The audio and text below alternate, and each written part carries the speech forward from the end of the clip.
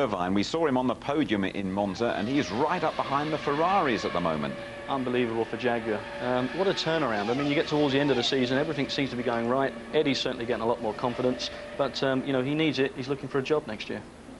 He might be. I think he's quite relaxed about things. By the way, we've got a very special feature on Eddie Irvine. And walked unharmed from the wreckage of his Ferrari after the first and biggest of several incidents.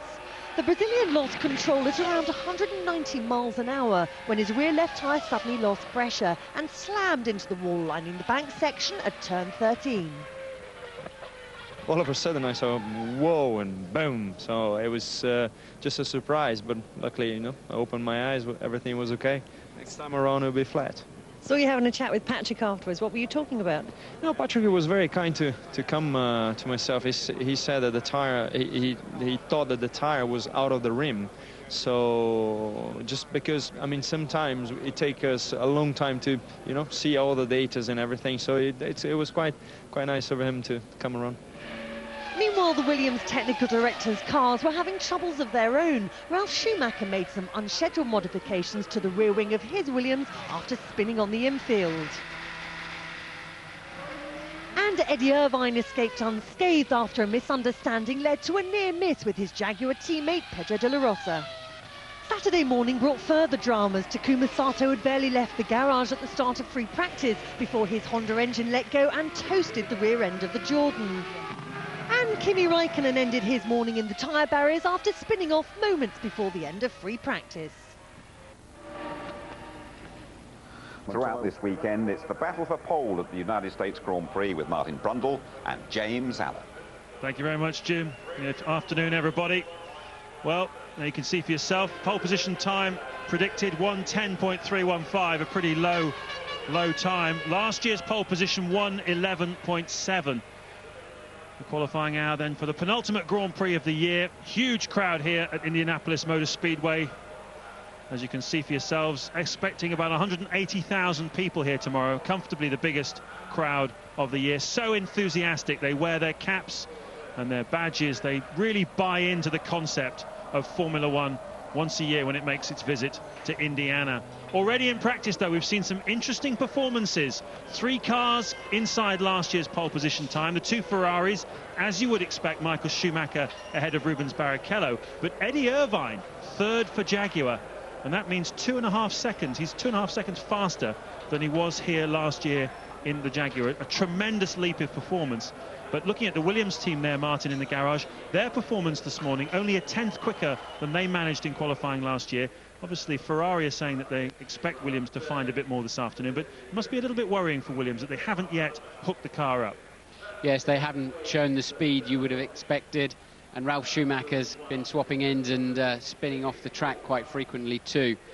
A few dramas. Montoya had an engine problem yesterday, but as we've seen so many times already this season, James, suddenly they hook up a few extra revs from the BMW engine, a set of new Michelins and a totally committed lap from their 2 drivers.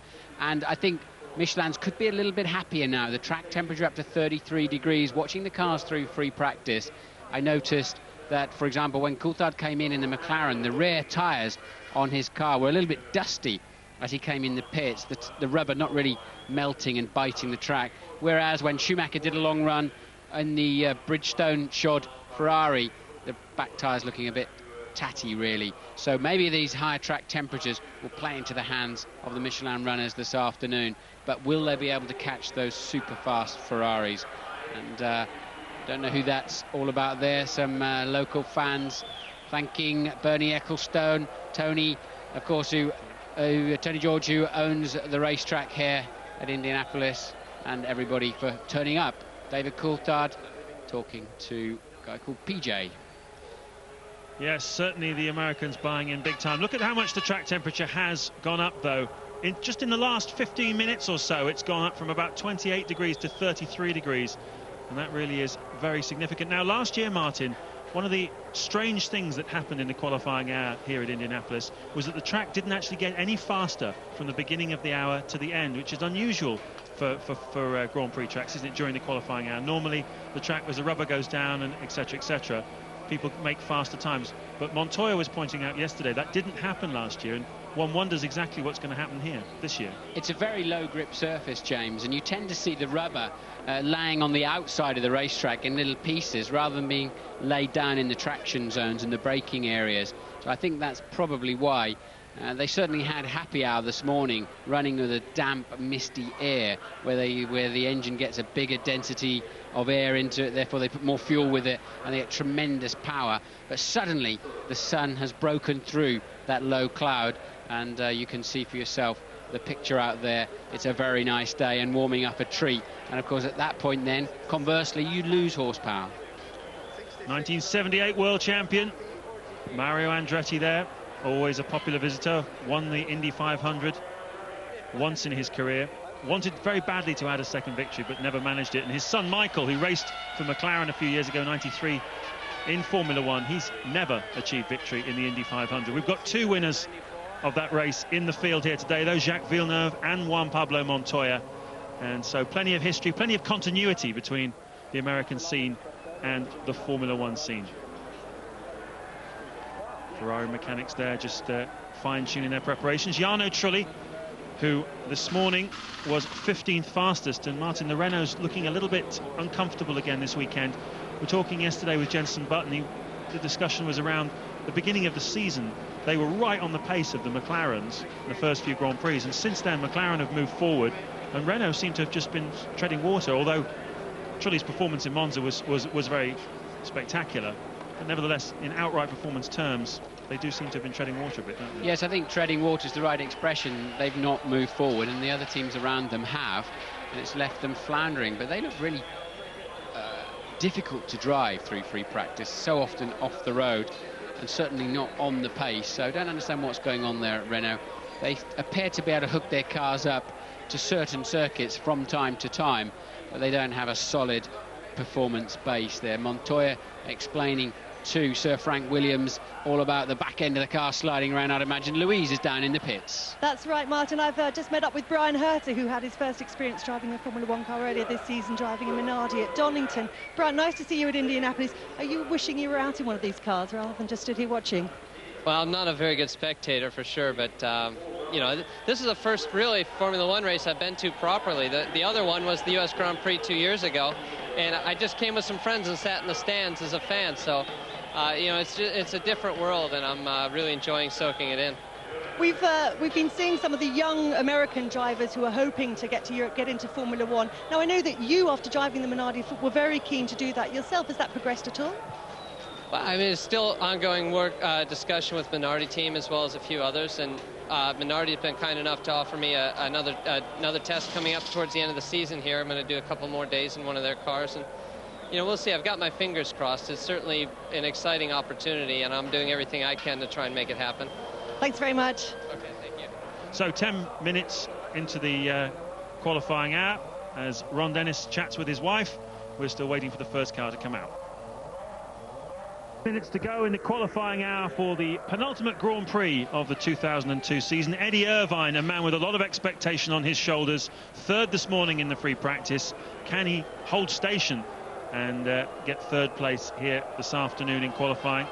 It was 1, 2, 3, 2 Ferraris and the Jaguar, exactly as they finished on the podium at the last Grand Prix in Monza, and it would be an extraordinary turnaround for Jaguar if they could get that kind of performance in the closing stages of the season. The crowd here at Indianapolis being very patient.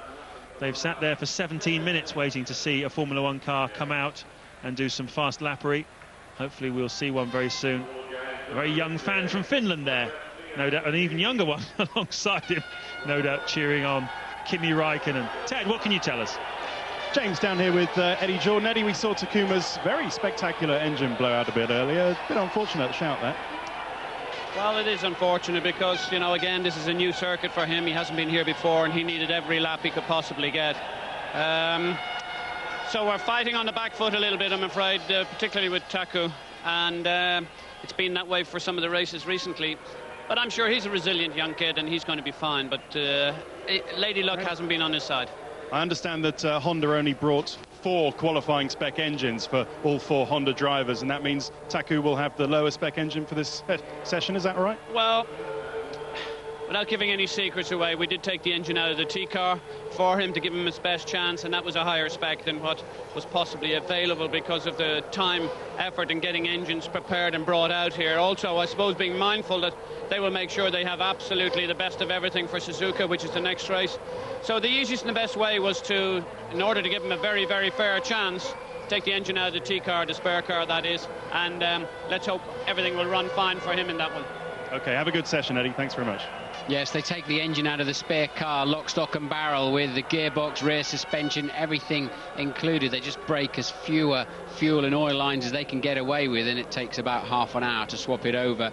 But it must be strange. Eddie Jordan, of course, going to Ford for next year. 2 races left then with this Honda partnership. But you've got to assume that they'll keep that partnership strong until the final lap of Suzuka, the final race of the season. But you do wonder if the focus immediately moves to this team, BAR. Jacques Villeneuve then looks like he's about to be the first man to take to the track for this qualifying session, and indeed he is.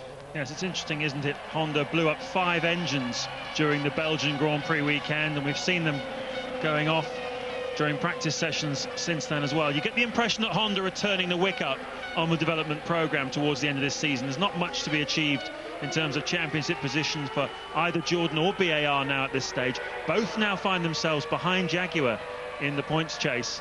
Jaguar now 6th, Jordan 7th, BAR 8th, and Honda, in search of some major leap forwards for next season, are throwing some serious development at these engines now, and they're blowing up as a result. Yes, Villeneuve then a 1:12.7 this morning, and that'll be his target to beat. That's his fastest lap of the weekend so far, and let's have a look and see what he can do. This is the reconnaissance lap then, just building up brake temperature. The tyres had reasonable temperature anyway, of course. They've come out of the blankets, but the brakes will be effectively ambient temperature only, some 23 degrees, but very soon they'll be up around the 750 degree mark as he brakes very hard down into turn 1 for the start of his qualifying lap. And you have to put in quite a lot of effort on that outlap to be sure you've got some brake temperature when you get around to start the lap. Yes, 2 big stops here on the lap at Indianapolis. The biggest one, as Martin was saying, across the start-finish line, going down to turn 1, you're doing 209 miles an hour, braking down to about 65, 70 miles an hour for turn 1. So a huge stop, and they hit the brakes just inside the 100-meter board. Also on the back straight, going down from about 180 miles an hour, again down to about 70 for that very critical and difficult corner that Martin was talking about, turn 8. And we'll see that on Villeneuve's lap. He's got quite a bit of yellowy smoke coming out. Is that the plank at the bottom? It's the plank. Touching it's obviously running the car very low to the ground then, as Villeneuve goes across the start-finish line, and this is the braking zone.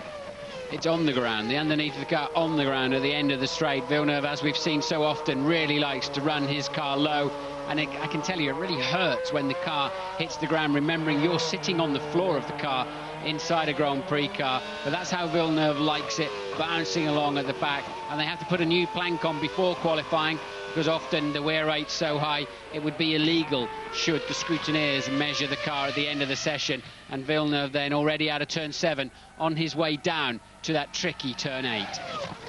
This is the turn 8 Martin was talking about, curb on the inside, and very, very slow after that, picking their way through some first gear corners.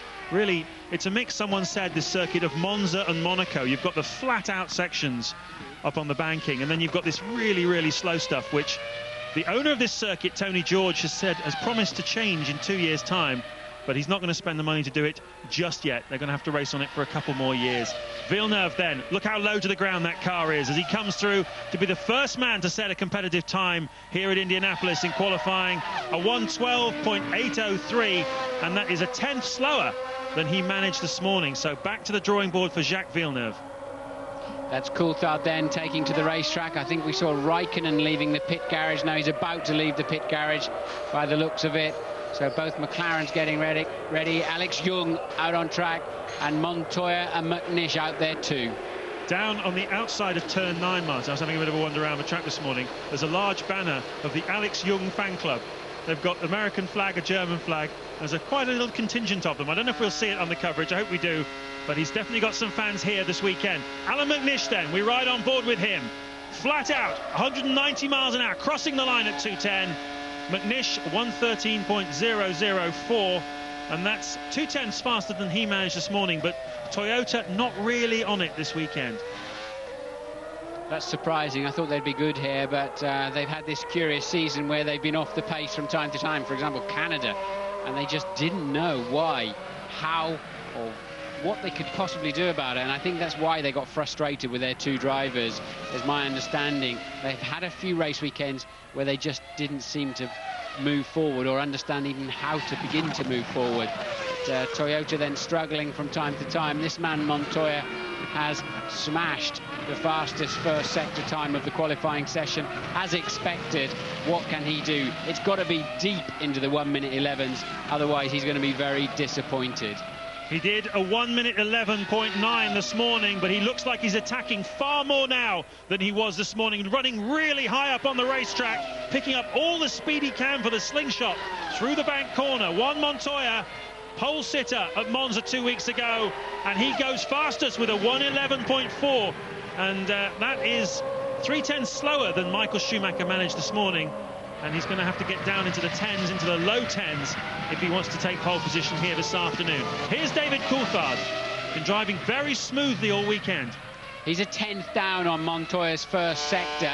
We're on board looking through Coulthard's steering wheel, and occasionally you can see the view is blocked as he turns the wheel. That's the amount of lock it needs. You can see the green and red lights flashing. That's his dashboard information reflecting off the back of the steering wheel. Coulthard just gently moving his head from side to side to get the balance absolutely right. You're part of the car through there. As the car moves, as the car loads up, so do you, and you lean into it, and now you just try to turn the steering wheel the minimum amount you can so that you don't push the wheel sideways down the track in any way, shape or form to get top speed. He goes second on a 1:11.900, 9 thousandths faster than this morning.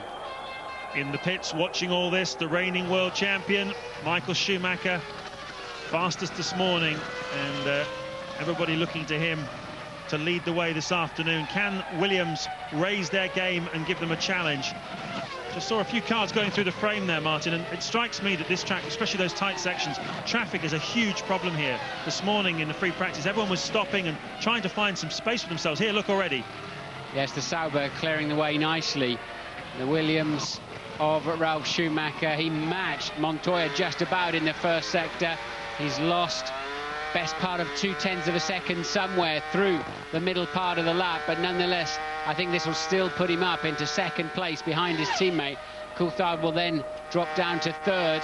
We're waiting for the line to come up. Seems to take forever when that line's approaching, and there he goes, and indeed does slot it into currently second position. The Ferraris are going to smash that, I think, when they come out. Yes, Ralph last year had the best of the qualifying. He was at this stage of the season, he was 11-5 up against Juan Montoya in qualifying. This season the story completely reversed. It's 8-7 in Montoya's favour, and here's a man who's been really on it all weekend, but this time diving into the pit lane, so obviously not happy. Yeah, he's had a poor middle sector somewhere. James made a mistake, realised it and aborted the lap. So Irvine then probably over anxious, having had a great run so far, just got out of it and abandoned that particular run. Jenson Button is up into fourth place, but some 1.2 seconds away from pole. This is Kimi Räikkönen. He's been quite fast. He's about 0.4 of a second down, and the final sector then, which is just over 20 seconds to come. And there's not a lot you can do as a driver through here, apart from make sure you don't disturb the car as it's going through the banking. Montoya goes third. Räikkönen, sorry, goes third.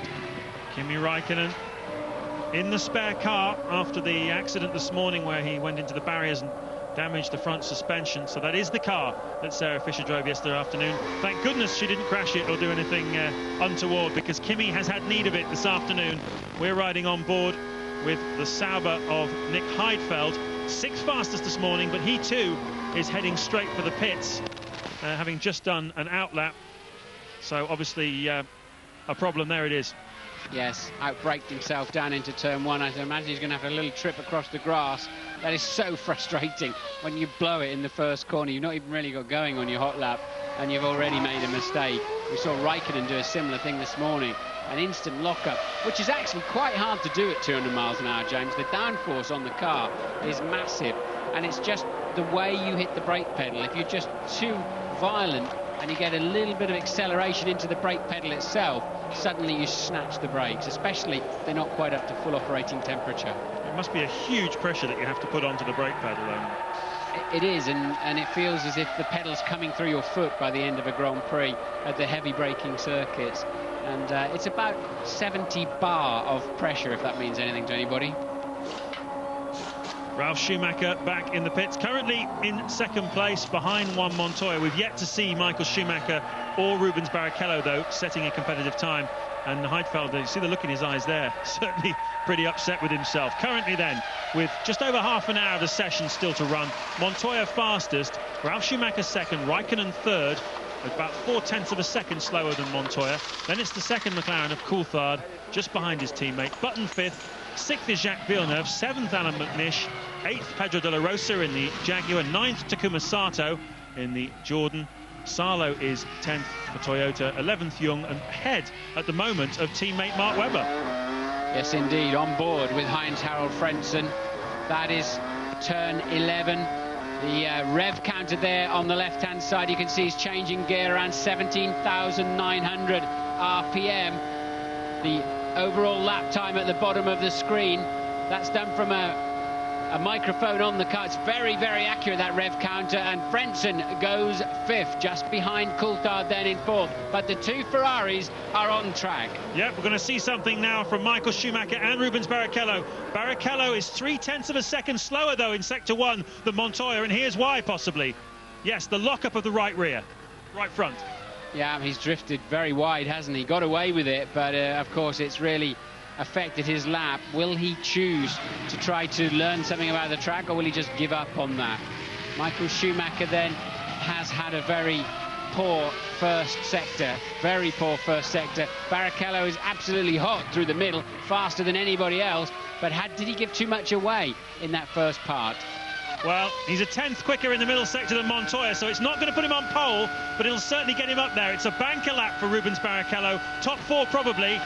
In fact, he's second, so he's split the two Williamses, but he knows, and we all know, he can go a lot faster than that. Michael Schumacher, though, has obviously made a mistake somewhere on that first sector, because he was 2 seconds slower than Barrichello on Sector 1.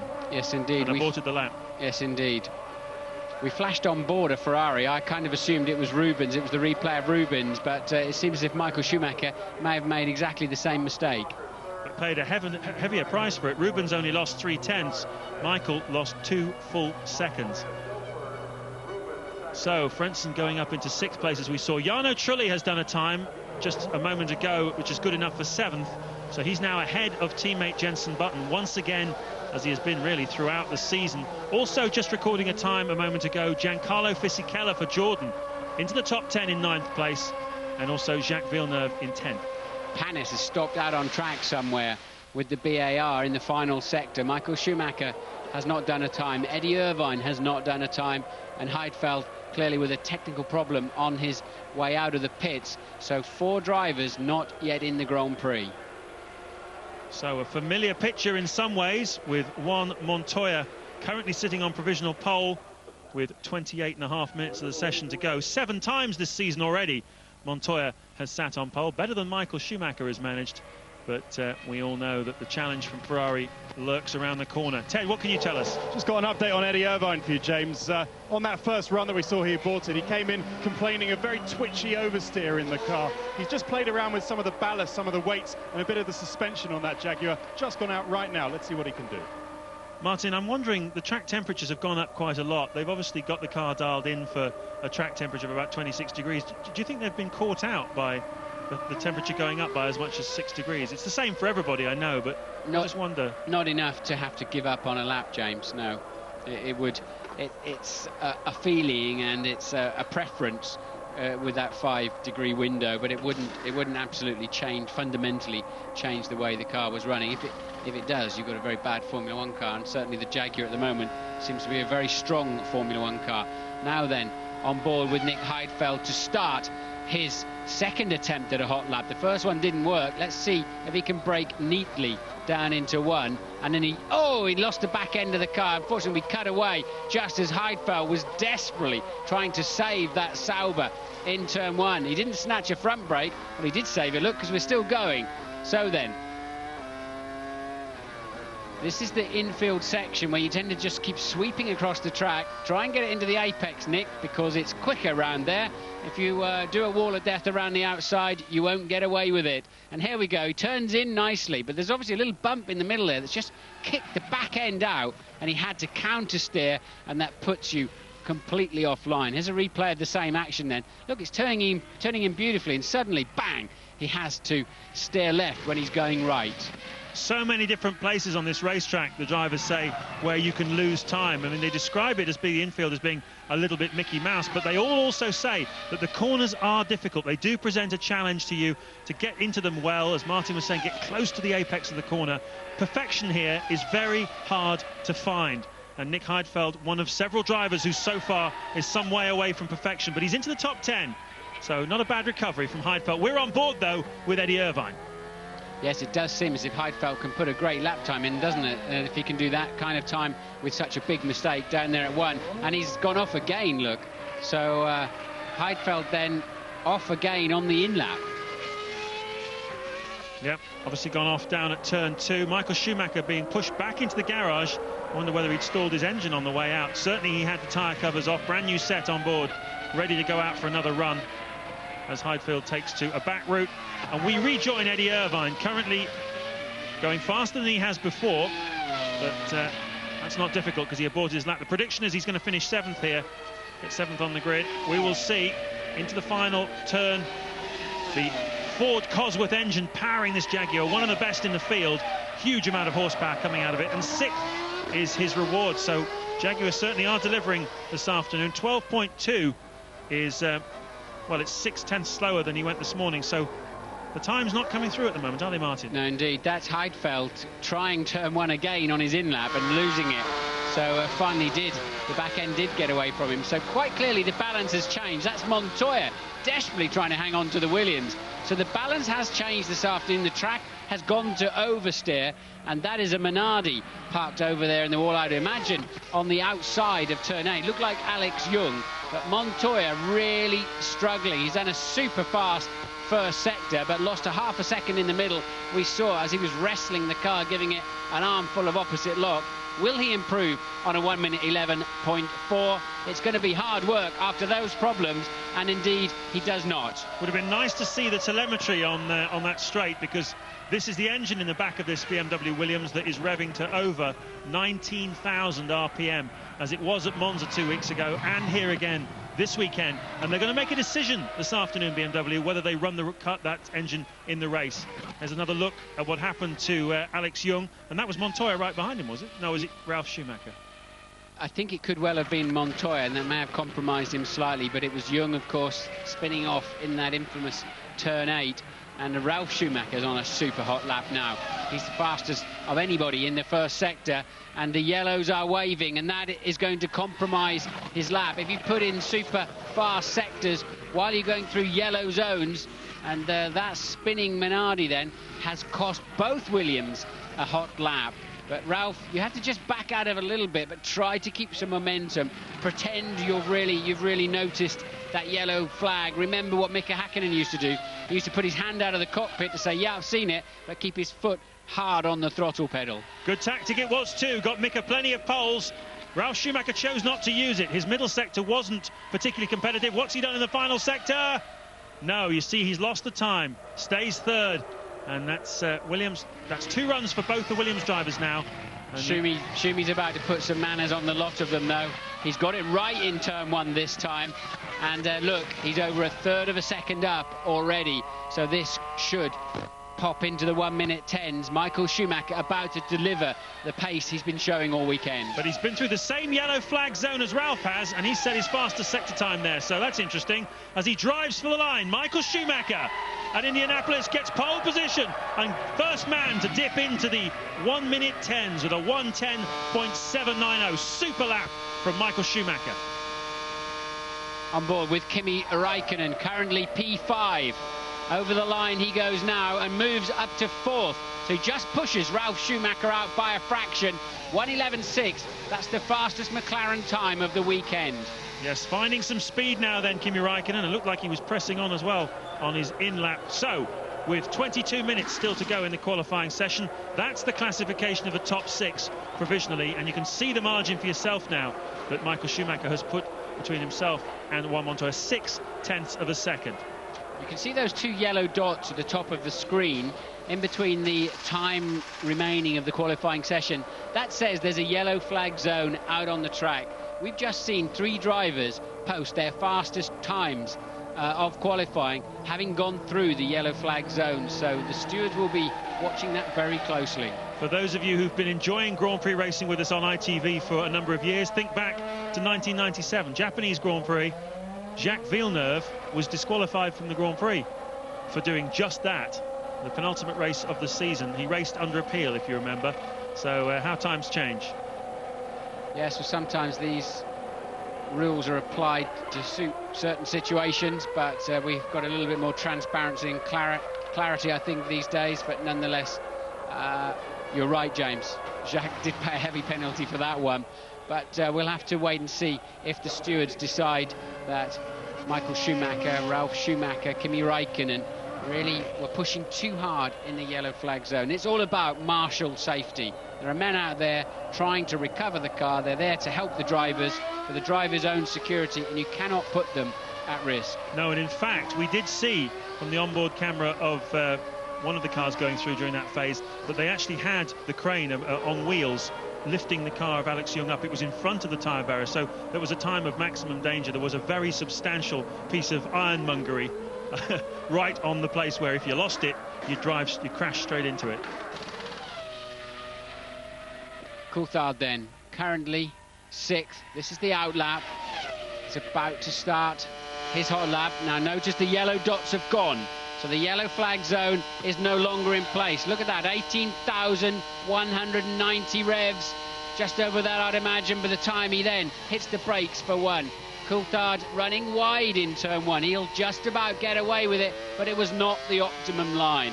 Let's see how this car brakes down to 70 miles an hour for turn 4. That looked really nice, didn't it? That looked super easy. Now then, 6. Can he keep it inside? A lot of understeer there for David Coulthard. A new front suspension on this car this weekend that was designed to dial out some of that mid-corner understeer. 7 was good, up to 180 miles an hour. Look, it's just a grey mass down there, so you've got to pick a point for 8, and now he's got away with that one very nicely. Hook your wheel on the inside of the curb. Try to use it like a railway line in those 2 hairpins. Remember, Ralf Schumacher spun away the lead of the Grand Prix in one of those hairpins last year.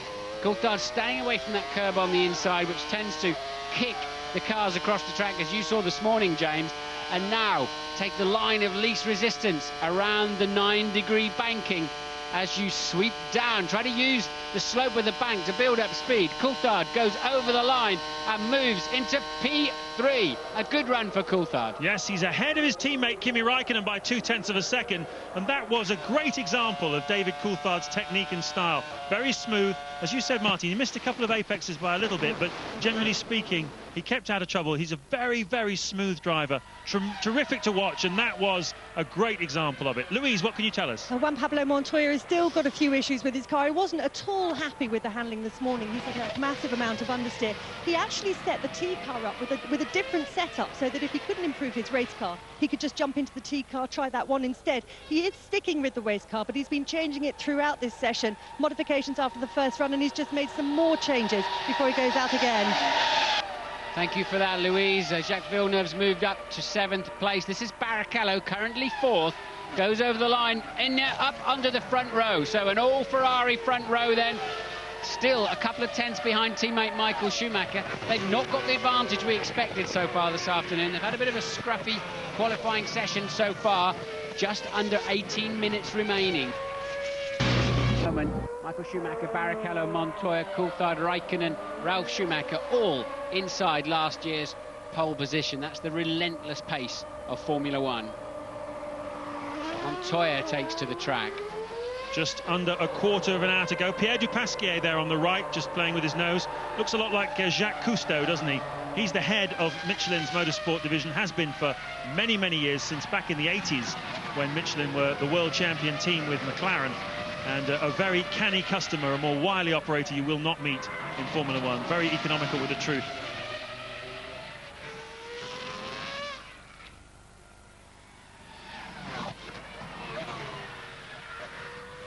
Anyway, Kimi Räikkönen is currently on a lap which is not as good as the one he managed before. This is his third run of the afternoon for the McLaren driver. Still, remember, in the spare car after crashing his race car into the barriers. And this isn't going to improve his lot, I don't think, very much. He's not had a good weekend, Räikkönen. He's looked slightly out of control. We've seen him off the road a lot, and finally in the hedge at the very final part of this morning's free practice. And Räikkönen just struggling a little bit, and that is his slowest time of qualifying. And I can tell you that hurts when you do that. You go out, you do a reasonable first run, go a bit quicker on your second run, and then go slower on your third. Really gives you some pain, as we see McNish out-braking himself down into turn one. The right front tyre unloaded. My mum has asked that I explain better why front wheels lock up on Formula One cars. It is because the suspension is very stiff as Montoya goes across the same piece of grass, and you have they're connected with the anti-roll bar or torsion bars, and as you begin to turn into the corner, the outside tyre starts to take a lot of load and the inside tyre goes a little bit light. The suspension jacks the car up and it lifts the inside front, and of course that's when it wants to start locking up and smoking the tyre down the road. Well, we saw Montoya there going onto the grass, and that's bad news for him because he was just beginning his third run of the afternoon. Currently in third place on the grid, and he's lost about 6 seconds in sector one by that mistake. Ralf Schumacher, though, his first sector and his middle sector have not been better than he has gone before, so this is unlikely to be an improvement for him. Currently in 6th place, he stays in 6th place. It's like you were saying at the beginning of the show, James, they're not going faster, are they? That, again, that's Ralph's slowest run of the qualifying session. I wonder if we're going to see the same tactics we've seen in the past, where they use each other's, the team cars for some slipstreaming, because it's very close, isn't it? Montoya 11.4, Coulthard 11.4, Räikkönen 11.6, Ralf Schumacher 11.6, and there is Montoya getting out of shape, braking too late, trying to turn the wheel and brake at the same time. The tyre says, I can't cope with all of that. I've got to suspend the car, turn the car and slow the car down. Can't do it, mate. We're going off the road. Now, we're seeing quite a lot of drivers in turn one, Martin. We've seen Heidfeld, we've seen very recently in the last few minutes Montoya, and now Eddie Irvine. Has the track changed? Are they pushing a little bit more, just trying to brake 5 metres later, or has the track changed and taken the grip away from them? 1 or 2 metres later. The track hasn't changed, no, but they've got to match it up. If you brake too early, James, you've lost a tenth. And a tenth of a second on today's grid in the zone that you're operating in with your team could be a row or two. There's absolutely no point in taking it cautiously into one. There's no point in driving across the grass on the exit either, but you have to go for it. Yes, the margins are pretty small. Michael Schumacher has just over 2/10 advantage over Rubens Barrichello. This lap of Barrichello's also is not an improvement on what he's done before. It's not close really to the time he set before.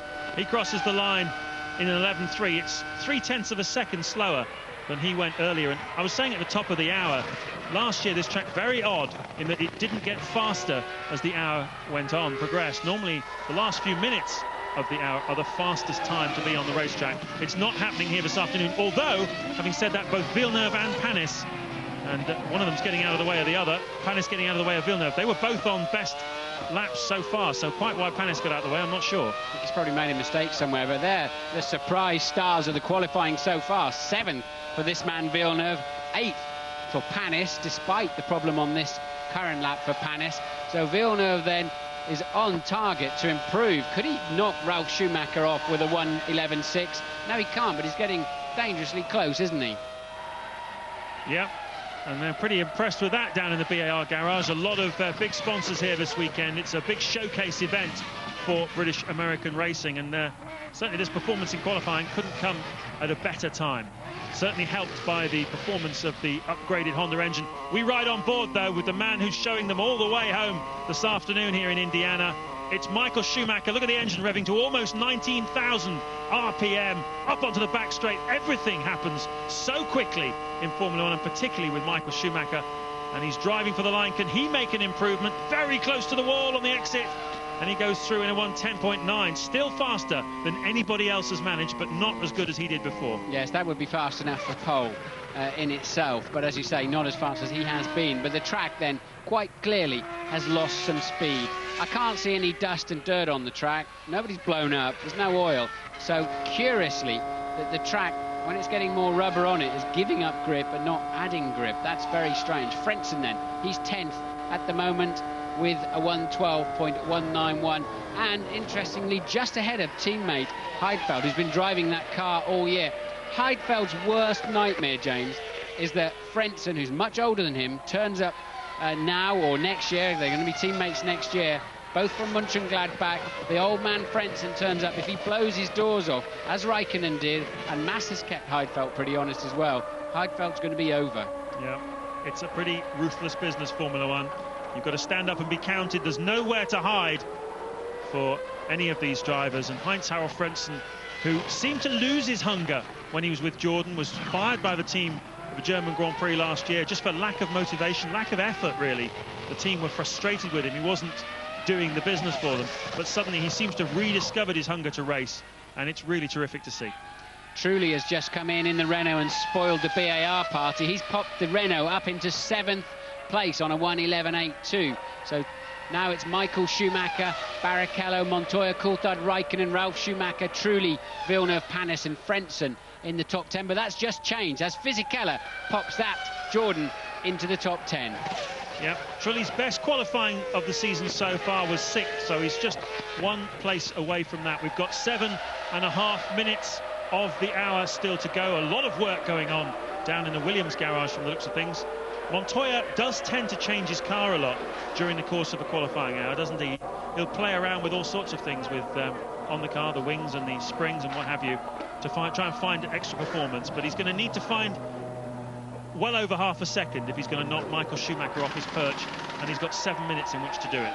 Yes, Michael Schumacher, of course, always been on pole for this Grand Prix, but maybe that's why Montoya doesn't end up with such a good race setup. He plays around with the car and targets the qualifying. He then ends up struggling in the warm-up, I think, and with a race setup itself. Louise is down in the pits. Yeah, so watching the Williams mechanics working on Montoya's car, you're right, he's still not happy with it. He's told the team that his car is swinging around. I'm not quite sure what that means in technical terms, but I don't think I'd want my car swinging around at 300 kilometres an hour. Next door in the Williams garage, Ralf Schumacher's been making some changes to his front wing.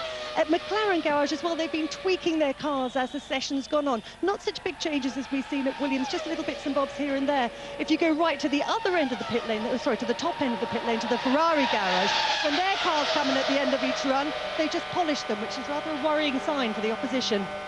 Absolutely, and swinging around, and I think he's talking about oversteer, back end of the car sliding. We saw him go off the track and was manfully fighting that, Williams, as indeed Sato is fighting oversteer there in the Jordan.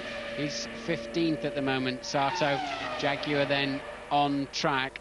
Where are they at the moment? 13th and 17th. This will be a disaster for Jaguar if they end up in those sort of positions. They look like they could easily threaten the top 6. Yep, Eddie Irvine third fastest this morning, which is usually a pretty good indicator for qualifying, but somehow or other the performance has gone away, and he is 0.7 of a second slower than he was this morning. So not at all what he had in mind. Sam Michael there, chief operating engineer for the Williams team, talking to Ralf Schumacher, shaking his head, obviously aware that next door at Ferrari, all they're doing is getting a bit of polish out, a bit of teacup on the car whilst they're making massive changes. But if you're looking for the British interest tomorrow in the Grand Prix, you've got David Coulthard 4th at the moment. But when you do your grid walk and you're looking for some British drivers, Martin, you're going to have to stroll back to row 7, where you'll find Eddie Irvine alongside Jenson Button, and then on the row behind you'll find Alan McNish. So a bit of a struggle really for the Brits, apart from David Coulthard this afternoon. Yes, indeed. well, I just don't understand the Jaguar situation. They're still 6/10 away from their practice run this morning. They were third yesterday as well. They must have been running the car very, very light on fuel or whatever, because when now push comes very much to shove, they haven't delivered. Indeed, they haven't. Just over 4 minutes of the session still to go. Then 2 Ferraris on the front row. Then you've got Montoya and Coulthard on row 2. Row 3 is Raikkonen and Ralf Schumacher. Row 4, Trulli, Villeneuve. Row 5, Fisichella, Panis. So a good day really at the office for Bridgestone, you'd have to say, with both the BARs going well, the Jordans as well. And pretty much as you'd expect with the 2 McLarens, except that David Coulthard really has shown Kimi Raikkonen on the way home this weekend, which is very good. He's looked tidier and more composed out on the racetrack, and Coulthard having a good weekend. No doubt about it, but the Jaguars have run out of laps. So De La Rosa in 17th and Irvine currently in 13th do not have enough laps, any further laps available to them. Irvine hasn't used all 12. Panis off the road again, then that's 2 trashed runs for him. And does he have enough laps for another run? He's 10th at the moment, and what is he? He's gesticulating to somebody. Maybe he's talking on the radio, and sometimes you do that in the car. You start using your hands, thinking that the guy you're talking to a couple of miles away from you can see you. Yeah, a real daisy cutter there for Olivier Panis. His last 2 runs been very much compromised, but he was right with Villeneuve. Curious spin, that was a very curious spin. It was kind of in the middle of the corner, and it took a big left. Very strange. And Villeneuve has improved, so really the only man who's finding speed at the moment is Jacques Villeneuve. He's not able to improve his position, but he's just over 1/10 of a second behind Ralf Schumacher, and he can't find that little bit that he needs to unseat the Williams. But nevertheless, he's been improving steadily throughout the hour in 7th position. Also improving Mark Webber, who's now got ahead not only of his teammate Alex Young, but also of Mika Salo as well. So Webber up to 18th. Young spun off, but he's still comfortably in the race. It's a 1:15.7, the 107% time, and he's done a 1:13.8, and a solid run for Young this afternoon. Nick Heidfeld then is about to improve on his 12th place. He could go as high as 8th or 9th if he's had a really good final sector. Over the line he goes then, and indeed does move up, but only to 10th. He's swapped around with Panis and Frentzen. Heidfeld then just breaks into the 1:12s. Coulthard will have to get on with it. He's got 2 minutes though. He's got enough time to get around, but he'll have to push that out lap a little bit. It's going to be interesting to watch Raikkonen as well out there now. He's had a difficult weekend. He's got 1 run left. Let's see how calm Raikkonen's head is, and if he'll pull a hot lap out of the bag without making a mistake, without locking a brake somewhere. Raikkonen then really on test, I think, to see if he can pull his weekend together. We've seen some amazing performances from Kimi Raikkonen. Who can forget at Spa the way he's kept his foot on the throttle through that huge cloud of smoke at Eau Rouge. He says commitment's not been questioned, but as you say, Martin, now he's under pressure. He really has got to dig deep and find something special. And another problem he's going to have is that there are 13 other cars out on the racetrack at the moment, of which one is the Ferrari of Rubens Barrichello, currently in 2nd place. A reasonably tidy start, I would think, to that. Looked all right, didn't it? It's 21 and a bit seconds, this first sector. And we've suddenly flicked to the other Ferrari, so we're Michael Schumacher versus Michael Schumacher. Sorry, and then back to Barrichello. Schumacher is out there. I'm sure we have been flicking from onboard to outboard. And let's have a look as we go down then to turn 8. Hook up the inside there, Michael. He does give the exit of the corner plenty of space, so that was absolutely fine. I believe we're on board Michael Schumacher. Every time we flick away, we're looking at Barrichello, but this is indeed Michael Schumacher. Back to Barrichello. Somebody's got their lines crossed up here, because yes, indeed, we're back with Michael then through that last corner. And this has been his best middle sector. So as he comes over the line, he could slightly improve. Let's have a look. Michael Schumacher fails to improve, a fraction slow, and Barrichello also fails to improve just behind him. Yeah, Barrichello 3/10 slower than he was before. You saw the margin for Michael Schumacher, and he lost the time in the first sector. We didn't see why, but it was a couple of tenths slower than he'd gone before. Everything else was pretty tidy. Juan Montoya, though, comes through. This is going to be his last chance. He's not improved in either of the first two sectors, so really little chance of him getting ahead of Rubens Barrichello unless he's had an extraordinary time in the final sector. Indeed, he hasn't, so he will stay third. And Ralf Schumacher has improved. Yes, but yes, Ralf Schumacher has actually taken fifth away from Raikkonen. Raikkonen failed to improve. Coulthard could be just about to improve. He may take third away from Montoya. The session is over. The checkered flag is waving. David Coulthard drives for the line with all the lights showing, and indeed does go up into third place. Fantastic lap at the very last moments of the session from David Coulthard. Nobody else seemed to be finding any speed, but he thought about it, worked on it, and found a terrific lap, and that really is a shot in the arm for David Coulthard. He's put a lot of space between himself and Kimi Raikkonen on the grid, his teammate. Raikkonen down in 6th, Coulthard comfortably on the inside of row 2. But talk about comfortable, these boys, they've been leaning back in their chairs all afternoon. Ferrari 1-2 on the grid, and even the second place Ferrari has a 4/10 margin over third place David Coulthard. Yes, it was really a fight then, wasn't it? We kind of thought it was going to be a scarlet front row, or we kind of knew it was going to be a scarlet front row. It was then a question of would it be Williams or McLaren leading the chase, and an important lap there for Coulthard, Mercedes-Benz and McLaren to really just get the upper hand on the very fast qualifying Montoya. And you were talking before, Martin, about a metre or two on the braking being perhaps a tenth of a second. The margin for third place between Coulthard and Montoya was 1,000th of a second. I mean, that's nothing really in terms of braking distances. It's out on the track. Somehow or other Coulthard managed to find it. Very much business as usual at the front, though, for the two Ferrari drivers. That's Michael Schumacher's 6th pole of the season. Still not as many as one Montoya has managed, but Coulthard will be pleased to be in that top 3 circle, won't he? He will indeed, but the computer prediction of 1:10.3 for pole was wrong then, wasn't it? By some 4/10 of a second, quite a lot actually. Yep. So they didn't get anywhere near those low 1-minute 10s, but still a full second faster than last year's pole. Just looking down through the times then, the other great hero from qualifying definitely is Jacques Villeneuve. Had a woeful time here last year, qualified I believe 18th, which was very much the nadir of his F1 career, but he's turned it around this year and he is 7th. Jarno Trulli 8th, Giancarlo Fisichella 9th, very much where he expected to be after this morning's practice session. Heidfeld, after a very difficult start to the qualifying hour, managed to recover and get himself into the top 10, just ahead of teammate Frentzen in 11th.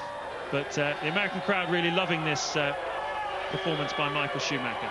McNish 16th for the second time this season, out-qualifying Mika Salo in the sister Toyota, who's a dismal 19th. Michael Schumacher dominating this qualifying session. He will jump in the car and be taken to the press conference. Yep, on pole in 2000, on pole in 2001, and guess what? He's done it again in 2002.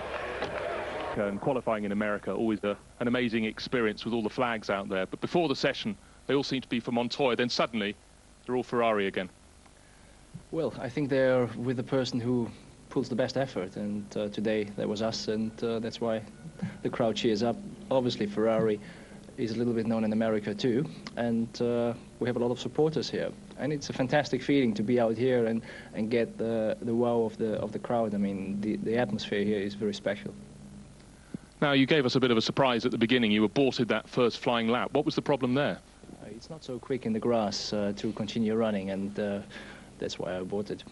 I'll take your word for it. Thank you, Michael. Rubens, a good, strong second position today. Did that exceed your expectations, or was that just how you thought you might be after the untimed this morning?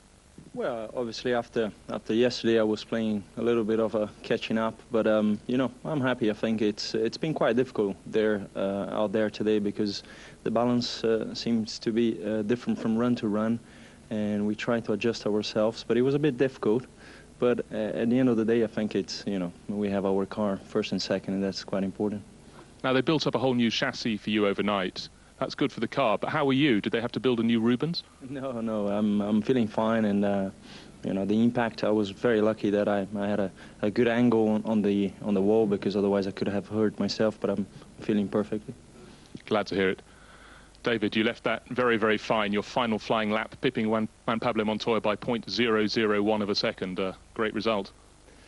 Yeah, obviously, best qualifying I've had since Monaco, so very happy with that. It's quite difficult to get a consistent lap here because of the nature of the track. So I knew there was a quicker time in the car.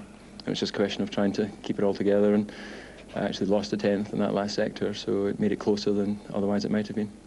Now, is it correct that between the untimed session and then qualifying, you had to have an engine change? Yeah, we had a hydraulic problem this morning, so as a precaution, changed engines. So guys did a good job, obviously, to get the car out and give us the opportunity to qualify in the second row. Thank you very much, David. Michael, back to you. Tomorrow, the race. For a few races, it seems you've been trying to help Rubens get second place in the championship, but tomorrow, if you win the race, then that guarantees it for Rubens, the runner-up. So we're going to see the gloves off?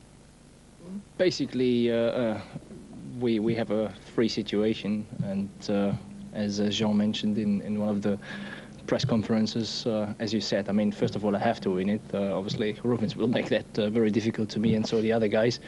But if I have the opportunity, I can do so, and that means automatically second position is secured for him. But it's going to be an entertaining afternoon tomorrow. No question the Americans will expect them to